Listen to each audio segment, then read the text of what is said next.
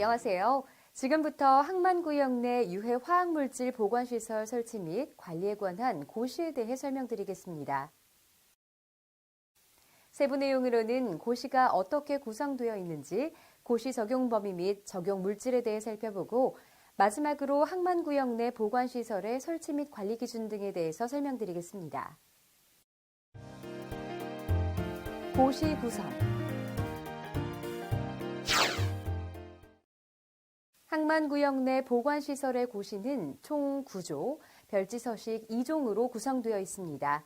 제1조에는 고시의 규정 목적, 제2조는 적용 범위로 이 고시를 적용받는 시설에 대해 정하고 있습니다. 제3조는 적용 물질로 유해 화학물질 중 이 고시에 적용을 받는 물질에 대해 정하고 있으며 제4조는 보관시설의 설치 기준, 제5조는 보관시설의 관리 기준, 그리고 6조는 관리자 선임과 직무에 대한 내용을 담고 있으며 제7조는 항만구역 내 보관시설의 검사 항목 및 방법에 대한 내용이며 관련 검사표는 별지서식으로 규정되어 있습니다. 고시 적용 범위 및 적용 물질. 항만구역 내 유해 화학물질 보관시설 설치 및 관리에 관한 고시를 적용받는 시설은 항만법 제2조 제4호 제5호 남목 4에 따른 기능시설과 항만법 제11호에 따른 항만배후단지로 유해 화학물질을 수출입하기 위해 컨테이너를 실외에 보관하는 시설에 대하여 적용합니다. 위험물 선박 운송 및 저장 규칙 제3조에서는 위험물을 1급에서 9급까지로 분류하고 있습니다. 이 중에 제6.1급 동물, 제8급 부식성 물질과 제9급 유해성 물질 중 PCB 및 환경 유해 물질만 항만고시를 적용받게 됩니다. 앞서 보신 위험물 분류에 따라 항만을 통해 수출입되는 유해 화학물질이 제3급 인화성 액체류이면서 제8급 부식성 물질에 해당되는 경우에는 항만고시를 적용받게 될까요?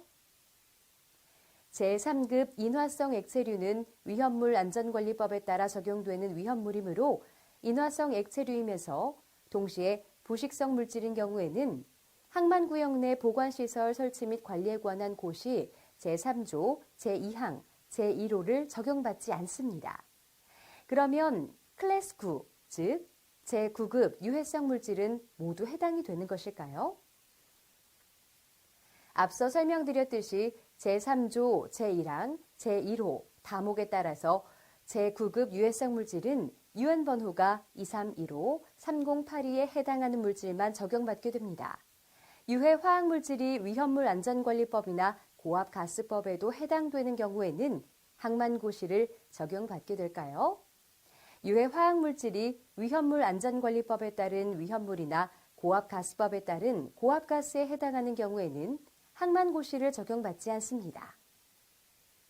유해 화학물질을 보관하더라도 보관기간이 72시간 미만일 경우에는 항만고시를 적용받지 않습니다.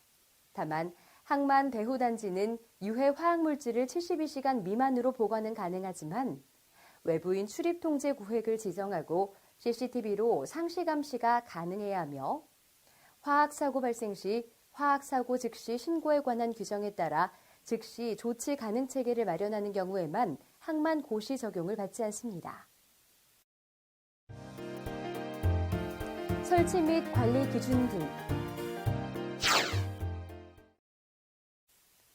항만고시에 적용되는 물질인 6.1급 동물, 8급 부식성 물질, 9급 유해성 물질 중 PCB, 환경 유해 물질이 수납된 컨테이너와 일반 컨테이너 사이는 컨테이너 1개 폭 이상의 이격거리를 유지해야 합니다.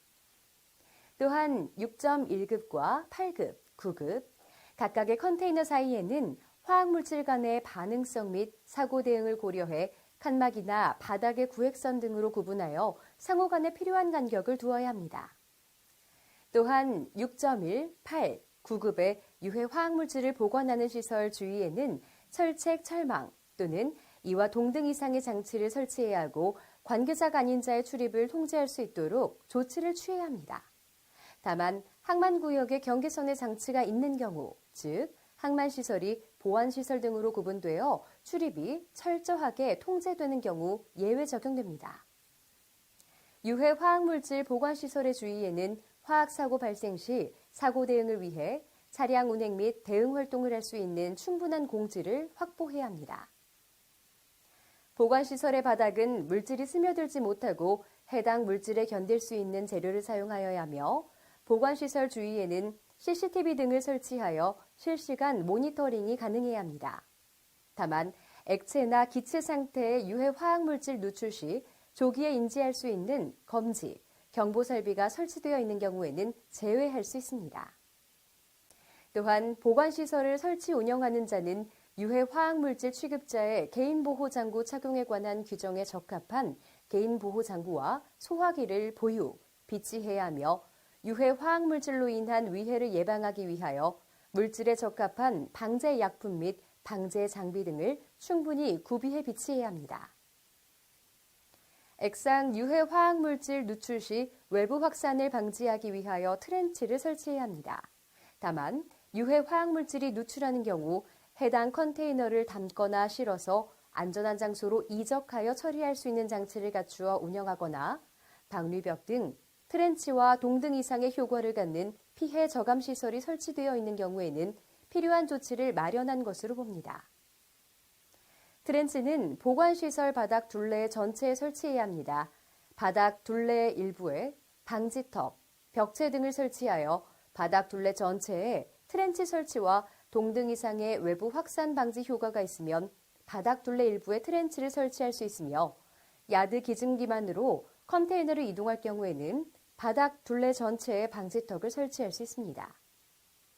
이때 트렌치의 폭은 20cm 이상으로 하고 깊이는 15cm 이상으로 해야 하며 트렌치 및 연결 집수조 등의 전체 용량이 충분한 경우에는 해당하지 않습니다. 트렌치 용량은 트렌치 내 보관된 컨테이너 중에서 용량이 가장 큰 컨테이너 부피의 100% 이상으로 해야 합니다.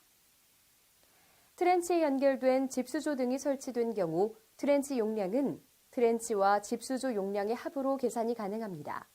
또한 트렌치 내부 바닥 재질은 콘크리트와 같이 불침투성 재질이어야 합니다. 다음은 유해 화학물질 보관시설의 관리 기준입니다. 유해 화학물질은 제4조 설치 기준에 적합한 보관시설에 보관해야 하며 화학물질관리법 제16조에 따라 유해 화학물질 보관시설임을 표시해야 하며 이때 관리 책임자와 비상전화 연락처를 함께 표기해야 합니다. 유해 화학물질의 표시 위치는 보관시설의 입구 또는 쉽게 알아볼 수 있는 장소에 설치하며 오염되거나 손상되지 않도록 관리해야 합니다. 보관시설에 유해 화학물질이 수납된 컨테이너를 겹쳐 쌓는 경우 컨테이너의 바닥 면적이 13제곱미터 이상인 경우에 한해 컨테이너 형식 승인 시험 및 검정 기준에서 규정하는 기준에 적합하도록 해야 합니다. 다만 제한 하중 또는 제한 높이에 관한 기준이 없는 경우에는 컨테이너의 높이를 6단 이하로 하고 가장자리에 겹쳐 쌓는 경우에는 5단 이하로 할 수 있습니다.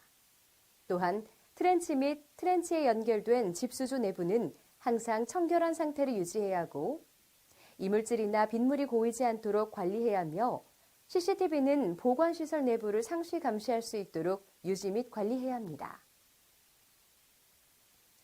유해 화학물질 보관시설을 설치 운영하고자 하는 경우에는 법 시행령 제12조 제2항에 따른 자격 요건을 가진 자를 선임해야 합니다.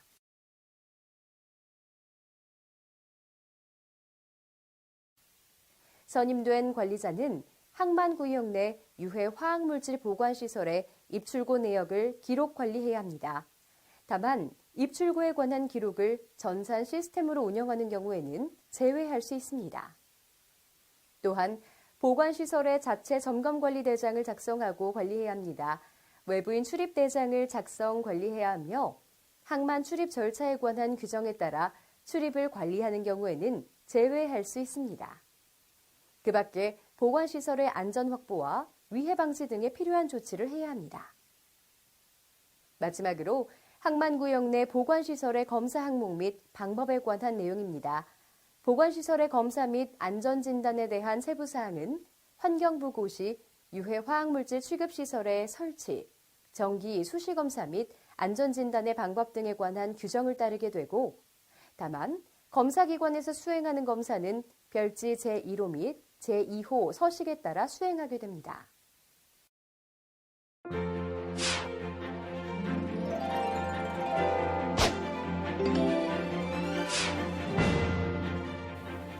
지금까지 항만구역 내 유해화학물질 보관시설 설치 및 관리에 관한 고시에 대해서 설명을 드렸는데요. 세부적인 사항은 국가법령정보센터 또는 화학물질안전원 홈페이지에서 항만구역 내 유해화학물질 보관시설 설치 및 관리에 관한 고시를 검색해 살펴보시기 바랍니다. 감사합니다.